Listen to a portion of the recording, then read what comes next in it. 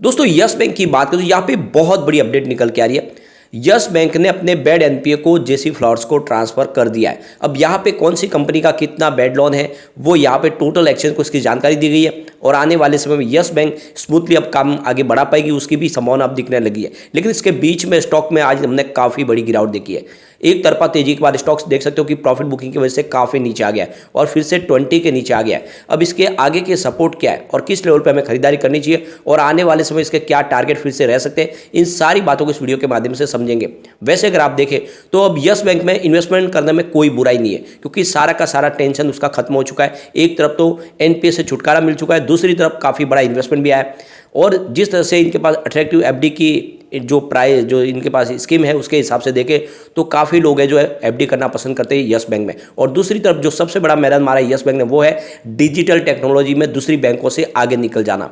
इन्होंने लगातार latest technology अपनाई, इसकी वजह से देख सकते हो कि आरबीआई ने भी भरोसा करके डिजिटल करेंसी की लॉन्चिंग में सबसे पहला योगदान देने को कहा है। यानी जो 4 बैंक है सबसे बड़ी, जिसमें एसबीआई आईसीआईसी बैंक है, उसमें आप देख सकते हो कि यस बैंक और आईडीएफसी फर्स्ट बैंक को भी जोड़ा गया। तो ये बहुत बड़ी बात हो जाती है, इनके लिए एक बड़े गर्व की बात है। तो आप समझ सकते हो कि यस बैंक में गिरावट का आपको फायदा क्या उठा लेना चाहिए इस समय। इन सारी बातों को समझेंगे इस वीडियो के माध्यम से। सबसे पहले अगर हम बाजार की बात करें, आज बीएसई सेंसेक्स 60,826 पर क्लोजिंग है, जहाँ पे हमने 241 पॉइंट की गिरावट देखी है, 0.39% की गिरावट। लेकिन इस गिरावट के बीच में एक चौंकाने वाला आंकड़ा है, वो है एफआईडीआई का आंकड़ा। आज बाजार में भले ही गिरावट हुई लेकिन आज एफआईडीआई ने जम के खरीदारी की इस लेवल पे, जो इशारा है कि बाजार में फिर से शानदार तेजी बन सकती है।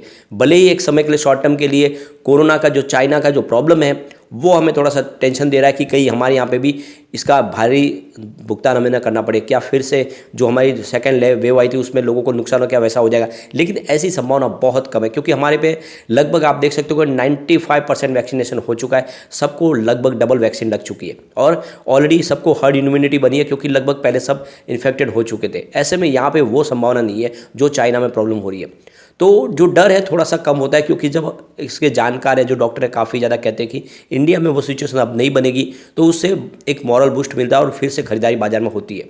अब पूरे बाजार की बात करें तो आज देख सकते हो निफ्टी 50 18,127 के स्तर पे हमने क्लोजिंग देखे, जहाँ पे 0.39% की गिरावट थी।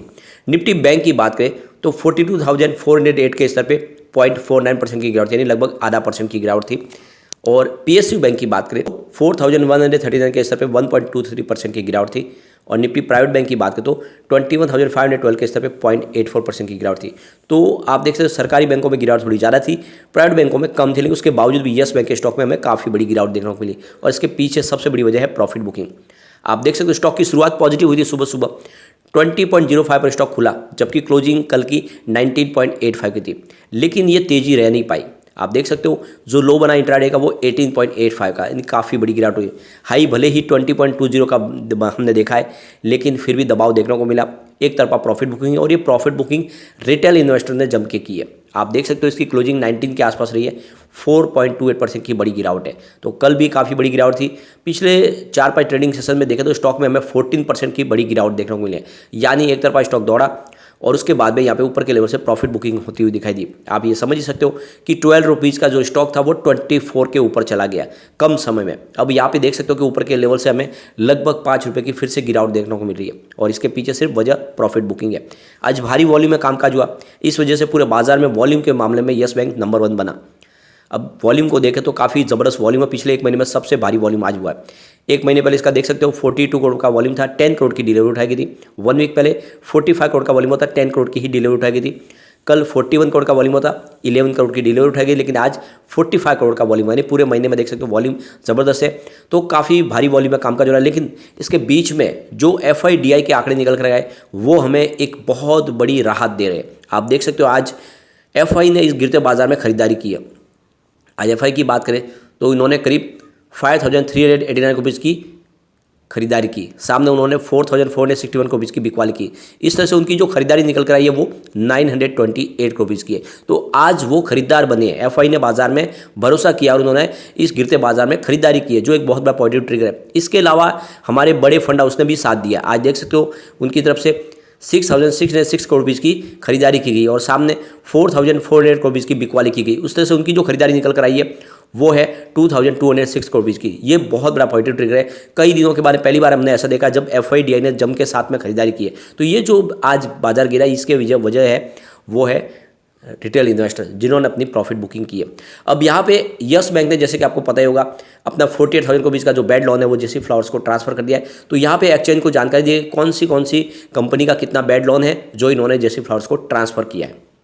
तो यहाँ पे आप देख सकते हो कि यस बैंक ने वडराज सीमेंट लिमिटेड कंपनी की जो 20% के इनके पास इक्विटी शेयर थे वो सारे के सारे जेसी फ्लावर्स को ट्रांसफर कर दिया है।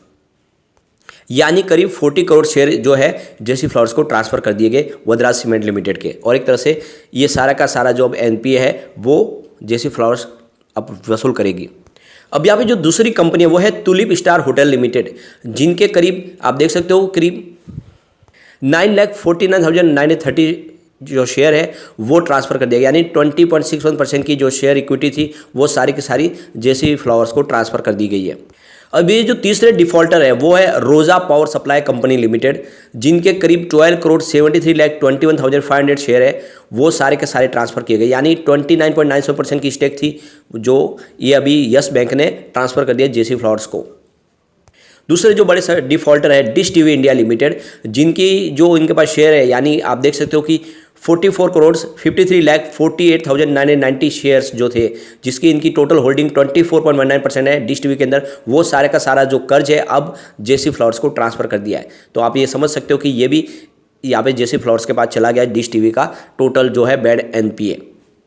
इसके अलावा डियोन ग्लोबल सॉल्यूशन लिमिटेड की 14.45% की टोटल शेयर होल्डिंग पैटर्न, इसके अलावा 14.11% के शेयर, जिसमें आप देख सकते हो 46,55,884 शेयर और 5,46,214 शेयर, ये जो इक्विटी है पूरी की पूरी जेसी फ्लावर्स को ट्रांसफर कर दिए। ये भी इनके डिफॉल्टर है। अब यहाँ पे एक और बड़े डिफॉल्टर है जिनमें आप देख सकते हो कि एशियन होटल नॉर्थ, जिनके 7.21% के इक्विटी शेयर इनके पास थे, जिसमें आप देख सकते हो 14,02,991 शेयर है। ये पूरे के पूरे जो शेयर है ये भी इन्होंने जेसी फ्लावर्स को ट्रांसफ़र कर दिए।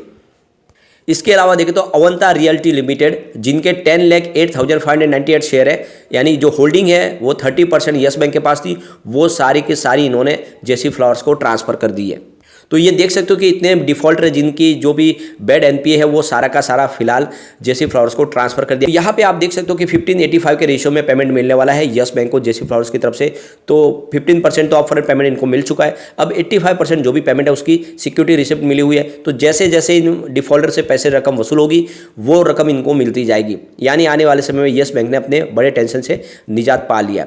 अब यहाँ पर अगर आप देखें तो रेटिंग एजेंसी ICRA ने पॉजिटिव आउटलुक दिया है बैंकिंग सेक्टर को लेकर। उनके हिसाब से जिस तरह से बैंकों की सेहत में सुधार हो रहा है, आने वाले समय बैंकिंग शेयरों में बहुत अच्छी तेजी देखने को मिल सकती है। क्योंकि आप देखें तो उनकी जो अभी जो एसेट ग्रोथ है उसमें काफ़ी इंप्रूवमेंट हो रहा है। आप देख सकते हो जब बैड NPA रिकवर हो रहा है, इस हिसाब से देखें तो आने वाले समय बैंकिंग शेयर में निवेश का जरिया बनता है। अब यहाँ पे यस बैंक को लेकर कुछ रिसर्च एनालिस्ट हैं जिनकी राय निकल के आ रही है, उसको भी हम एक बार डिस्कस कर लेते हैं। तो AR रामचंद्रन जो टिप्स टू ट्रेड के तरफ से जो उनका कहना है कि आपको इसमें ऊपर के लेवल में प्रॉफिट बुकिंग की सलाह दी थी, और उसके हिसाब से देखें तो इसका जो टारगेट है वो आप देख सकते हो 25 से 27 के आसपास है नियर टर्म का, और जो बाइंग अपॉर्चुनिटी है वो 16.40 से लेकर 17 के आसपास आपको तलाशनी चाहिए। यानी उनके हिसाब से आने वाले समय आप अगर स्टॉक और नीचे आता है तो आपको वहाँ पे खरीदारी करनी चाहिए।